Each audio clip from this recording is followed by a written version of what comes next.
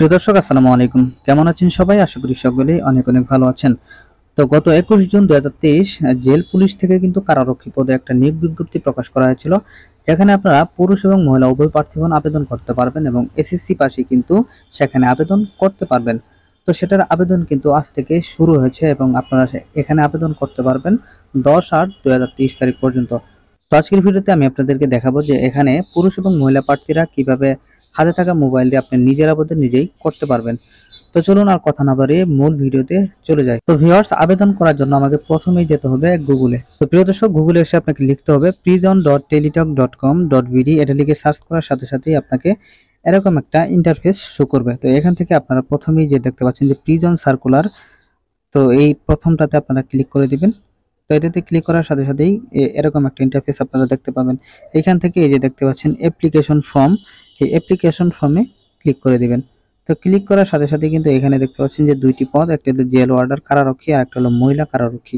তো আপনারা যদি কোনো মেয়ে আবেদন করেন সেক্ষেত্রে আপনারা নিচেটা দিবেন যে ফিমেল জেল ওয়ার্ডার অর্থাৎ মহিলা কারারক্ষী। আর যদি পুরুষ প্রার্থীগণ আবেদন করে থাকেন সেক্ষেত্রে জেল ওয়ার্ডার অর্থাৎ কারারক্ষী পদ সিলেক্ট করে নেক্সটে ক্লিক করে দিবেন। তো ক্লিক করে দেওয়ার সাথে সাথে আপনাদেরকে এখানে বলা হবে যে আপনি অল জবসের কোনো সদস্য কিনা। তো এখানে যদি আপনি অল জবসের কোনো সদস্য হয়ে থাকেন সেক্ষেত্রে ইয়েস দিবেন, আর যদি সদস্য না হয়ে থাকেন সেক্ষেত্রে নো দিয়ে নেক্সটে ক্লিক করে দিবেন। তো ক্লিক করে দেওয়ার সাথে সাথেই কিন্তু আমাদেরকে আবেদন ফর্মটা দেয়া হবে। তো এই আবেদন ফর্মটা অবশ্যই আপনারা একটু মনোযোগ দিয়ে পূরণ করবেন, কারণ এখানে যদি কোনো ভুল তথ্য আপনারা দেন সেক্ষেত্রে আপনার আবেদনটা বাতিল বলে গণ্য হবে। তো অবশ্যই এই আবেদন ফর্মটা পূরণ করার ক্ষেত্রে আপনার সার্টিফিকেট এবং ভোটার আইডি কার্ডের সাথে মিল রেখে সমস্ত তথ্যগুলা দিবেন। তো ভিউয়ার্স, আমি আগে আবেদন ফর্মটি পূরণ করে নিচ্ছি, তারপর আপনাদের সাথে বিস্তারিত কথা বলবো। তো প্রিয় দর্শক, আমি ফর্মটি পূরণ করে নিয়েছি। তো এখন আমি আপনাদেরকে বিস্তারিত জানিয়ে দিব। তো প্রথমেই দেওয়া থাকবে যে নেম অফ দ্য পোস্ট, এটা দেওয়াই থাকবে কারারক্ষী। আর যারা মহিলা আবেদন করবেন তাদের ক্ষেত্রে মহিলা কারারক্ষী দেওয়া থাকবে।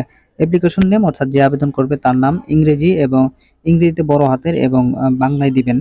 তারপর পিতার নাম সেম ভাবে দিবেন, ইংরেজি এবং বাংলায়। মাদার্স নামেও ইংরেজি এবং বাংলায় দিয়ে দিবেন। তারপর ডেট অফ বার্থ। তার আগে বলে নিই যে অবশ্যই এই তথ্যগুলো আপনারা আপনাদের সার্টিফিকেটের সাথে মিল রেখে দিবেন। এখানে যদি আপনার কোনো ধরনের ভুল হয়ে থাকে সেক্ষেত্রে কিন্তু আপনি পরবর্তীতে ঝামেলায় পড়তে পারেন। তারপরে ন্যাশনালিটি বাংলাদেশি দিয়ে দিবেন। তারপর বডি হাইট, এটা একটু মনোযোগ দিয়ে শুনবেন। এখানে কিন্তু বলা হয়েছে যে মিটারসে দিতে হবে। আপনারা এর আগে আমরা দেখেছি যে অন্যান্য নিয়োগ বিজ্ঞপ্তিতে আপনারা কিন্তু হাইটটা আপনার ইঞ্চি হিসেবে দেয়া হয়, কিন্তু এখানে তারা মিটার হিসেবে দিতে বলেছে। যদি আপনি এখানে ইঞ্চি হিসেবে দেন সেক্ষেত্রে কিন্তু আপনার এটা গ্রহণ করা হবে না, অর্থাৎ আপনার আবেদনটা কিন্তু মানে পরিপূর্ণ হবে না। তো অবশ্যই আপনারা এখানে মিটারস দিবেন। তো এটা আমি ১.৭০ মিটার আমি দিয়ে দিয়েছি। তারপর বডি ওয়েট অর্থাৎ আপনার কেজি, এটা কিন্তু কেজি হিসেবে দিতে হবে। তো আমি ৫৫ কেজি দিয়ে দিয়েছি। তারপর হচ্ছে বুকের মাপ, এটাও কিন্তু আপনাকে সেন্টিমিটারে দিতে হবে। তো এটা সেন্টিমিটারে ৮৫ ইঞ্চি আমি দিয়ে দিয়েছি। রিলিজিয়ন, আপনারা যে ধর্মের আছেন সেটা দিয়ে দিবেন। তো জেন্ডারের ক্ষেত্রে আপনারা যারা মহিলা প্রার্থী আবেদন করবেন তাদের ক্ষেত্রে ফিমেল থাকবে, আর ছেলেদের ক্ষেত্রে এখান থেকে মেল করে দিবেন। তারপরে ন্যাশনাল আইডি, যদি আপনি ভোটার হয়ে থাকেন সেক্ষেত্রে এখান থেকে ইয়েস করে দিবেন। ইয়েস করে দিয়ে এই ফাঁকা ঘরটাতে আপনাদের ভোটার আইডি নাম্বারটি বসিয়ে দিবেন। তারপর বার্থ সার্টিফিকেট যদি থাকে ইয়েস করে দিবেন। ইয়েস করে দেওয়ার পর আপনাকে এরকম একটা ঘর দেওয়া হবে, সেই ঘরে আপনার বার্থ সার্টিফিকেটের নাম্বারটা বসিয়ে দিবেন।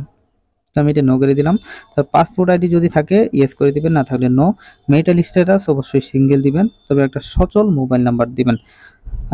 তো এই মোবাইল নাম্বারটা কিন্তু অনেক গুরুত্বপূর্ণ, কারণ এখানে কিন্তু আপনাকে পরবর্তী যে কার্যক্রমগুলো হবে সেগুলোর সকল আপডেট আপনাকে এসএমএস এর মাধ্যমে জানিয়ে দেওয়া হবে।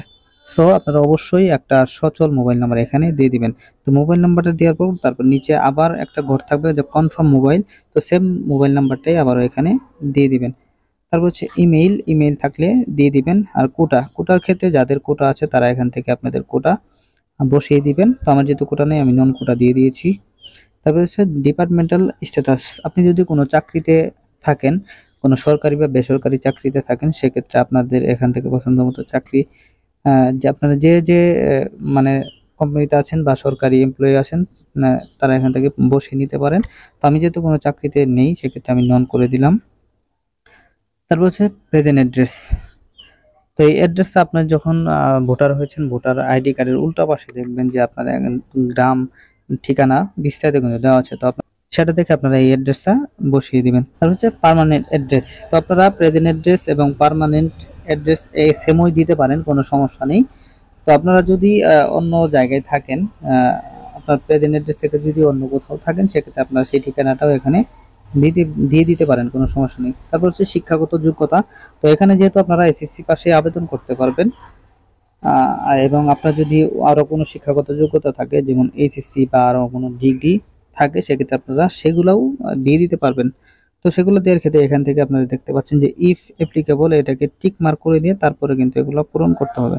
তো আমি শুধু এসএসসি দিয়েছি, তো আমি এখানে থেকে দাখিল দিয়ে দিচ্ছি। আপনারা যে যে ইয়ে থেকে পাস করেছেন সেটা দিয়ে দিবেন। যদি এসএসসি বা ভোকেশনাল দিয়ে থাকেন, ভোকেশনাল থেকে দিবেন। তো আমি দাখিল থেকে দিয়েছি, দাখিল দিয়েছি। তারপর রোল নাম্বারটা দিয়ে দিবেন। আর গ্রুপ, আপনি যদি যে শাখাতে থেকে পাস করেছেন, অর্থাৎ সায়েন্স, আর্টস এরকম, এখান থেকে দিয়ে দিবেন।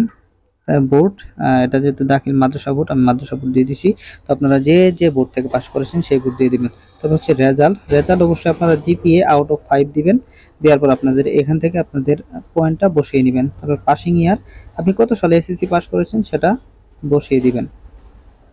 তো প্রিয় দর্শক, এই ছিল মোটামুটি আবেদন ফর্ম। তো এগুলো মোটামুটি ফিল আপ করা হয়ে গেলে আর আপনাকে কিছু করতে হবে না। তারপর জাস্ট এখান থেকে আপনারা এই যে একটা কোড দেখতে পাচ্ছেন, সিকিউরিটি কোড, এটা একটু বসিয়ে নেবেন। তো আমি বসিয়ে নিচ্ছি। তো বসিয়ে দেওয়া হয়ে গেলে এখান থেকে এটা টিক মার্ক করে দিবেন। টিক মার্ক করে দিয়ে জাস্ট সাবমিটে ক্লিক করে দিবেন।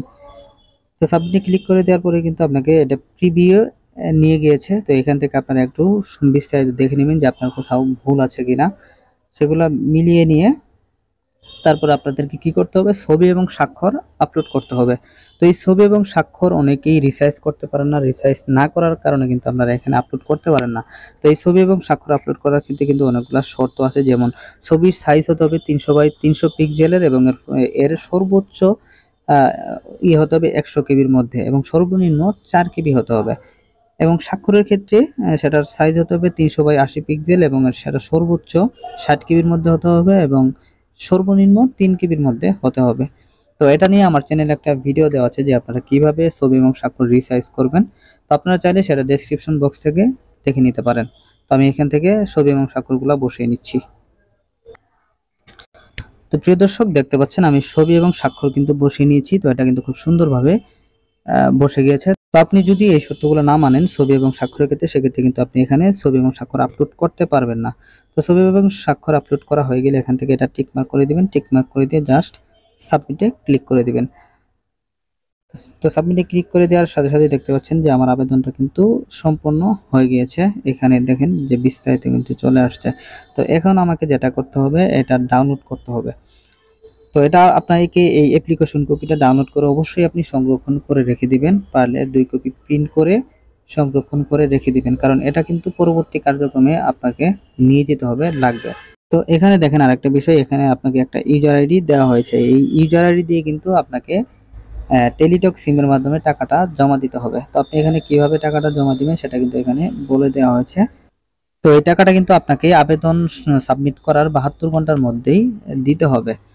তো এখানে দেখতে পাচ্ছেন যে এই যে আমার ইউজার আইডি। তো এই ইউজার আইডিটা কিন্তু আমার লাগবে। তো আমি প্রথমেই টেলিটক সিম থেকে মেসেজ অপশনে চলে যাবেন। মেসেজ অপশনে যাওয়ার পর আপনি লিখবেন প্রিজন স্পেস, এখানে দেখেন নিয়মটা দেওয়া আছে যে first SMS format prison space user ID, অর্থাৎ এই যে ইউজার আইডিটা দেখতে পাচ্ছেন সেই ইউজার আইডি, এবং সেন্ড করে দিবেন 16222 এই নাম্বারে।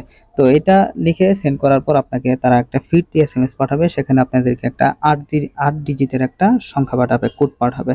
সেই কোডটা আপনাকে দ্বিতীয় এসএমএস এ দিতে হবে। তো দ্বিতীয় এসএমএসটা কিভাবে করবেন সেটা হচ্ছে, মেসেজ অপশনে গিয়ে লিখবেন প্রিজন স্পেস ইয়েস স্পেস, যে 8 ডিজিটের সংখ্যাটা আপনাকে পাঠানো হয়েছে সেই 8 ডিজিটের সংখ্যাটা দিবেন, এবং সেন্ড করবেন 16322 এই নম্বরে। তো এটা লিখে সেন্ড করার পরে কিন্তু আপনাকে আরেকটা এসএমএস পাঠাবে। সেই এসএমএস এ কিন্তু আপনাকে ইউজার আইডি এবং পাসওয়ার্ড দেওয়া হবে। তো এই ইউজার আইডি এবং পাসওয়ার্ডটা কিন্তু খুবই গুরুত্বপূর্ণ। এটা কিন্তু আপনি অবশ্যই সংরক্ষণ করে রেখে দিবেন, পারলে কোনো ডায়েরিতে বা খাতাতে লিখে রাখবেন, কারণ এটা দিয়ে কিন্তু আপনি পরবর্তীতে আপনার অ্যাডমিট কার্ড বা যাবতীয় যে তো ইয়াগুলো আছে সেগুলো কিন্তু আপনাকে এই ইউজার আইডি এবং পাসওয়ার্ড ব্যবহার করেই ডাউনলোড করতে হবে। তো এই এসএমএস গুলো করার আগে আপনাকে অবশ্যই টেলিটক সিমে 100 টাকা এবং আবেদনের টেলিটকের চার্জ বাবদ 12 টাকা, মোট 112 টাকা রাখতে হবে। তো আরেকটা কথা বলে নিই যে ৭২ ঘন্টার মধ্যে যদি আপনি টাকা জমা দিতে ব্যর্থ হন, সেক্ষেত্রে কিন্তু আপনার আবেদনটা বাতিল বলে গণ্য হবে। অর্থাৎ আপনাকে আবার পরবর্তীতে ৭২ ঘন্টা পরে আবার নতুন করে আবেদন করে টাকাটা কিন্তু জমা দিতে হবে। তো প্রিয় দর্শক, এই ছিল মোটামুটি আজকের ভিডিও। তো আপনাদের যদি কোনো বুঝতে অসুবিধা হয় তাহলে আমাকে অবশ্যই কমেন্ট করে জানিয়ে দিবেন। আমি আপনাদেরকে বুঝিয়ে দেওয়ার চেষ্টা করব। তো আজকের মতো এখানেই বিদায় নিচ্ছি। দেখা হবে পরবর্তী কোনো নতুন ভিডিওতে। সে পর্যন্ত ভালো থাকবেন, সুস্থ থাকবেন। আসসালামু আলাইকুম।